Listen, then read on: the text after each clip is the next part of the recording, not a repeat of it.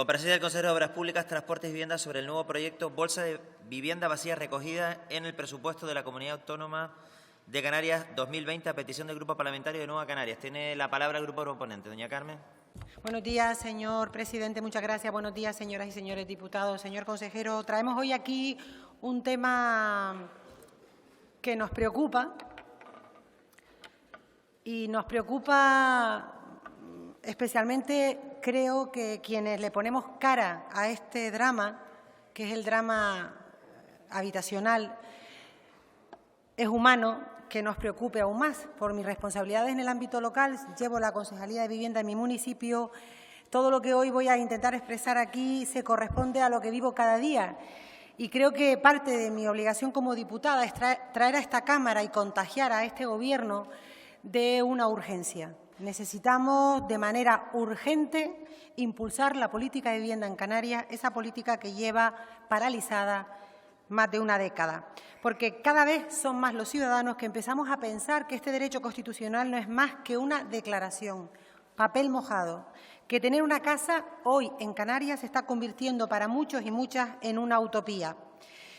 Esta es la única explicación que hay para que en el año 2016 fueran más de 30.000 canarios y canarias los que demandaban una vivienda pública y de oficio se convirtieran días después en 17.023 las personas que están en el registro público como demandantes de vivienda. La única explicación que tiene es que los canarios dejaron de confiar en la institución y dejaron de presentar la documentación, porque me consta que la realidad no ha hecho más que agudizarse.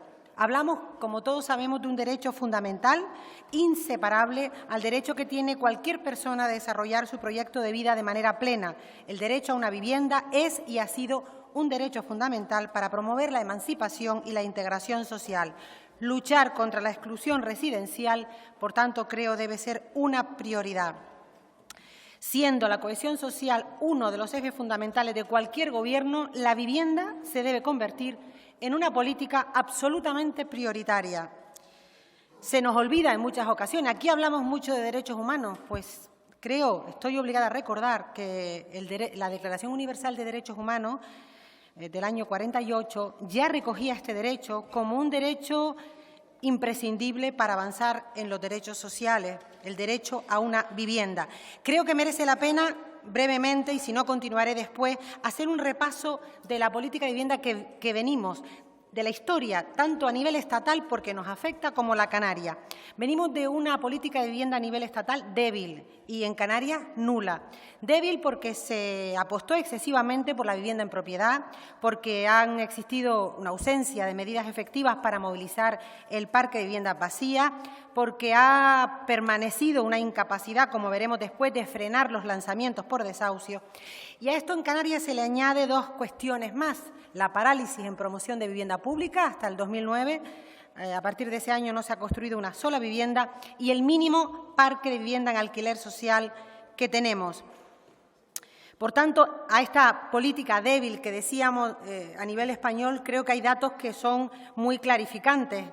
Si nos comparamos con Europa, el porcentaje de vivienda social en la Unión Europea y en España es claramente inferior. España tiene un 2% de vivienda de VPO frente al 17% de Francia, 23% de Austria y el 32% de Holanda. Decía además que débil ha sido la política en vivienda en el Estado, nula ha sido en Canarias, y yo creo que hay un dato que también expresa esa parálisis, que es la incapacidad de hacer algo con esas 138.000 viviendas vacías, un 13,3% del total. Creo que sobra decir que, además, el mercado de la vivienda no ha hecho más que empeorar la situación, un mercado al alza que está haciendo que los precios de venta y alquiler arrastren cada vez a más personas vulnerables y con bajos ingresos a la exclusión residencial. Cada vez son más las personas trabajadoras que no pueden pagar el alquiler de su vivienda. Esa exclusión habitacional está golpeando con fuerza a los sin hogar, como hemos visto en los últimos días en los medios de comunicación, a familias que han tenido que hacinarse en casa de los padres, a gente que vive hoy en cuevas, en coches, en pozos, en infravivienda. Esta es la realidad de esta tierra y yo creo que estamos todos convencidos de que necesitamos un cambio radical en la política de vivienda. Un cambio radical, y hoy queríamos hablar de uno de los programas que usted ha anunciado, saber en qué va a consistir la bolsa de vivienda vacía y cómo tiene prevista su puesta en marcha y a qué colectivos en concreto va dirigida. Muchas gracias.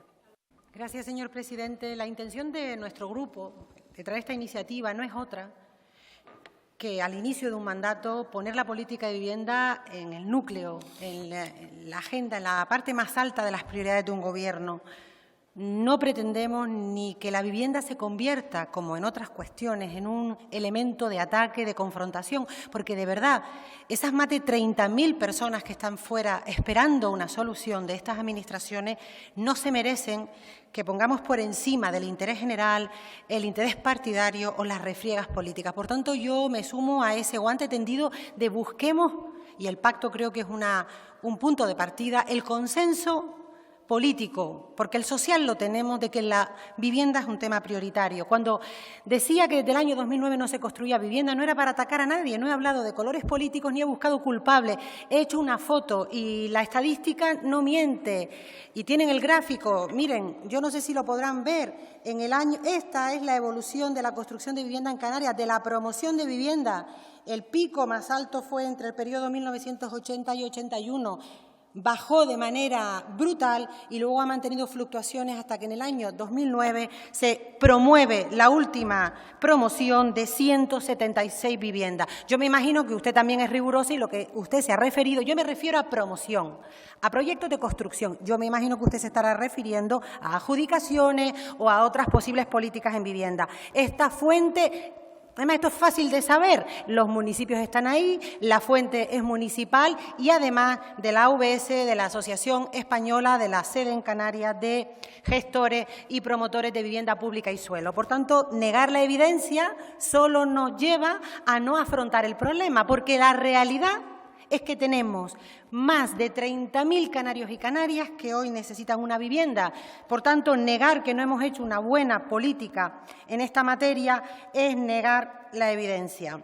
Y así no se resuelven los problemas. Pero, insisto, queremos hoy poner sobre la mesa propuestas, búsqueda de consenso y avance. Creemos que el reto es importante, creemos que hay que planificar y ejecutar la política de vivienda en base a las necesidades reales. Para ello es fundamental territorializar las demandas y los perfiles socioeconómicos de las personas que la necesitan, es decir, crear un mapa. Ha habido un debate todavía abierto si lo que necesitamos es captar las viviendas vacías. Señores, captar viviendas vacías puede ser mediante la compra. ¿Alguien está en contra de que le compremos vivienda a los bancos? Ahora mismo el País Vasco, puntero en esta materia, acaba de comprar cientos de viviendas al Sareb. ¿Qué problema hay? ¿Qué problema hay de llegar a acuerdos con los propietarios privados que a veces no pueden alquilar su casa porque no tienen capacidad de rehabilitarla y firmar acuerdos, llegar a acuerdos con la fórmula jurídica oportuna para que se le alquile al Gobierno o a los municipios? Es decir, hay muchísimas fórmulas sin dañar el derecho de nadie, pero sí a favor del derecho humano a la vivienda, de poner la vivienda que está vacía a disposición de la gente más necesitada. Pero insisto en lo del mapa. De nada sirve promover viviendas vacías o construir en lugares donde no hay demanda, salvo que alguien esté pensando en deslocalizar a la población. Es decir, mover a los habitantes de un municipio, por ejemplo, en Telde hay más de 2.000 personas. Bueno, salvo que alguien esté pensando que vamos a mover a la gente de su municipio con todo lo que eso conlleva y a generar emigraciones interinsulares o intrainsulares, no va a quedar otra de que paralelamente a captar bolsas de vivienda vacía, promovamos vivienda nueva y construyamos. Financiación fundamental. Y para ahí creo que para ese objetivo no va a ser suficiente los fondos que vengan del Estado, ni siquiera los fondos canarios. Y yo le propongo, lo hemos estudiado ya y sabemos que es factible, que busquemos otras fórmulas de financiación, como por ejemplo puede ser el Banco Europeo de Inversiones, el BEI, o incluso el ICO.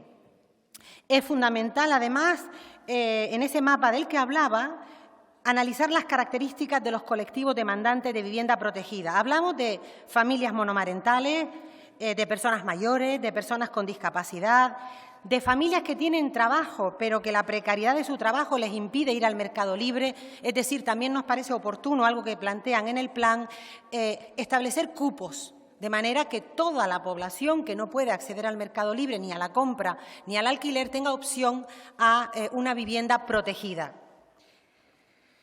El tema de los desahucios nos sigue preocupando a todos. Hoy nos levantábamos con un nuevo caso. En este caso es una persona que ha hecho una ocupación ilegal. Tenemos que cambiar la normativa, señor consejero, es decir, la normativa, los decretos que regulan las segundas adjudicaciones están pensados para otra época y la realidad hoy es distinta.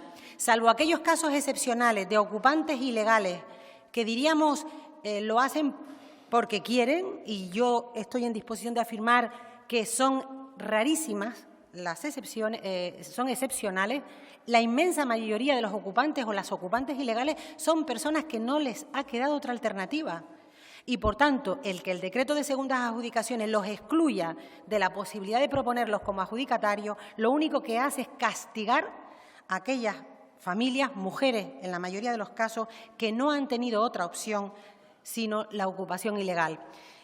Los datos, además, no dejan sino ocasión para preocuparnos. En el año 2018, los desahucios en su totalidad, tanto por impago de alquiler como por impago de hipoteca, ascendieron a una cifra que nos debe preocupar en Canarias: 755 familias. 755 familias expulsadas de sus casas y sin amparo. Pero es que este año, el 2019, se ha iniciado ya, como saben todos los que hemos trabajado el pacto, con 644 desahucios. Por tanto, la política de vivienda en Canarias hoy entendemos muchos que debe ser una prioridad. Y voy acabando resumiendo por dónde creemos que deben ir las apuestas. Aumento de los recursos, buscando financiación en otras fórmulas, a través del ICO y el BEI, garantizar unos niveles básicos de promoción de VPO, ampliar el parque de alquiler social. Todo esto, además, va en completa sintonía con lo que ha hecho, con lo que mandata el plan estatal. Y hay una fórmula para los jóvenes que están implantando los vascos que me ha parecido tremendamente interesante, sobre todo para las islas despobladas. Los vascos están promoviendo